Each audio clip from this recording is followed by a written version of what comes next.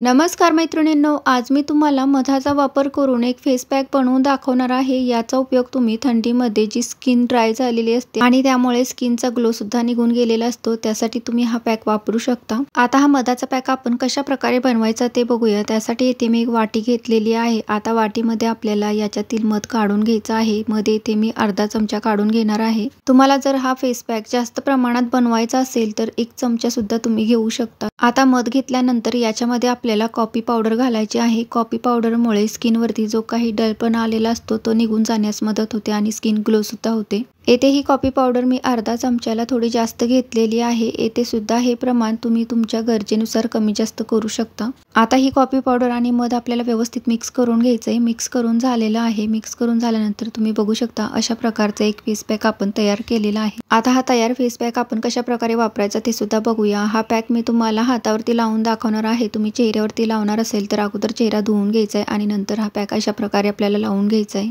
या पद्धतीने हा पॅक मी दोन्ही हाताला लावून घेतलेला आहे। लावून झाल्यानंतर आपल्याला हा पॅक 15 ते 20 मिनिटांसाठी असे सुकेपर्यंत ठेवायचा आहे आणि नंतर तो धुवायचा आहे। आता 15 मिनिट झाल्यानंतर हा पॅक थोडा सुकलेला आहे, तो आता आपल्याला चोळून काढून घ्यायचा आहे। अशा प्रकारे हा पॅक चोळून काढल्यानंतर स्किनवरती जो काही काळपटपणा आलेला असतो तो सुद्धा निघण्यास मदत होते। पॅक आपला आता इथे चोळून झालेला आहे। हात आपल्याला आता धुवून घ्यायचे। आता इथे मी दोन्ही हात धुवून घेतलेले आहेत। हात धुतल्यानंतर हाताची स्किन तुम्ही बघू शकता किती मऊ झालेली आहे। हातावरती ड्रायपणा राहिलेला नाही, सर्व ड्रायपणा निघून गेलेला आहे। तसेच हातावरील काळपटपणा सुद्धा निघालेला आहे। आता हे दोन्ही हात मी पुसूनही दाखवते। पुसल्यानंतरही तुम्ही बघू शकता हाताची स्किन किती सॉफ्ट झालेली आहे। त्यामुळे तुम्ही सुद्धा मध आणि कॉफी पावडरचा हा फेस पॅक आठवड्यातून 2 ते 3 वेळा नक्कीच ट्राय करून बघा।